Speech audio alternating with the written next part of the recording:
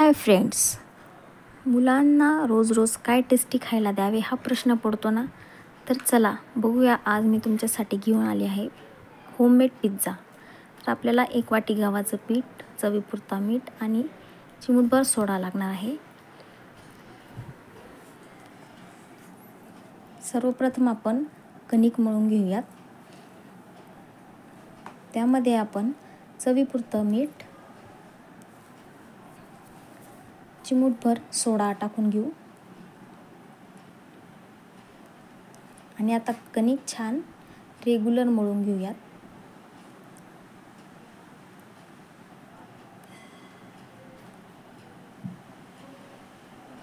कणिक सैल पण नाही आणि जास्त घट्टसर पण नाही, अशी छान रेग्युलर मळून घ्यायची आहे. तर बघू शकता आपली कणिक छान तयार झालेली आहे. या क्वांटिटीमध्ये आपण 3 पिझ्झे असे बनवू शकतो. आता आपण कणिक 3 डिवाइड करून घेऊया.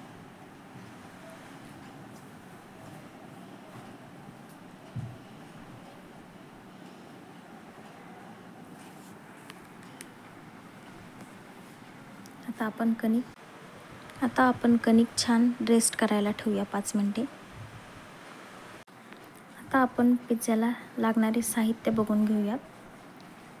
2-3 कांदा, Shimla, tomato sauce, oregano, chili flakes आणि मोझरेला चीज.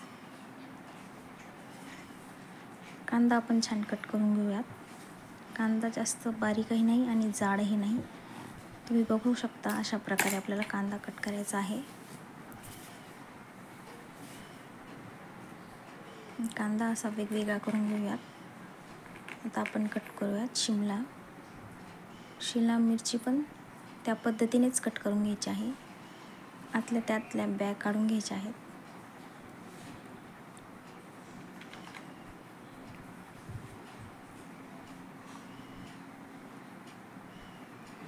बघू शकता अशा पद्धतीने. आता आपला कांदाही कट झालेला आहे आणि शिमलाही. आता आपण कणिक घेऊयात, अशा पद्धतीने स्प्रेड करून घेऊयात.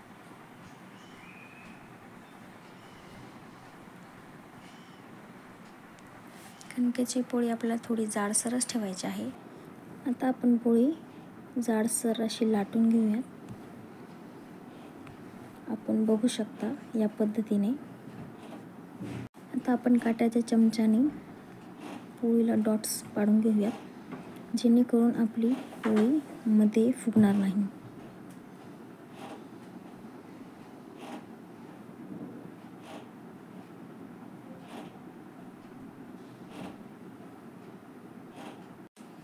आता आपण गरम तव्यावरती पोळी छान 2 मिनिटे शेकून घेऊयात. बघू शकता आपण छान दोन्ही साईडनी पण आपली पोळी छान शेकल्या गेली आहे. आता ती खाली घेऊयात. त्यावरती आपण टोमॅटो सॉस सगळीकडे स्प्रेड करून घेऊयात.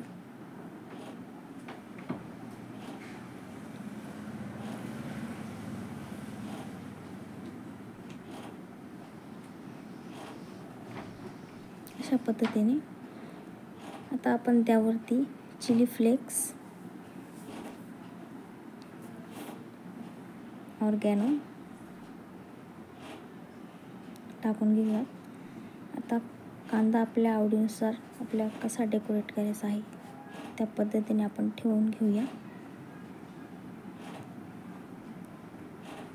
हे बघू शकता आपण. आता आपण शिमला पण त्याच पद्धतीने ठेवून घेऊया.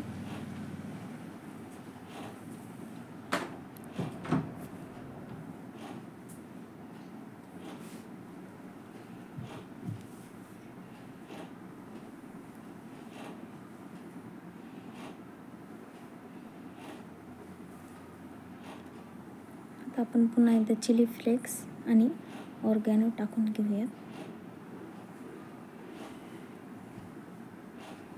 आता आपण मोझरेला चीज सगळीकडे स्प्रेड करून घेऊयात.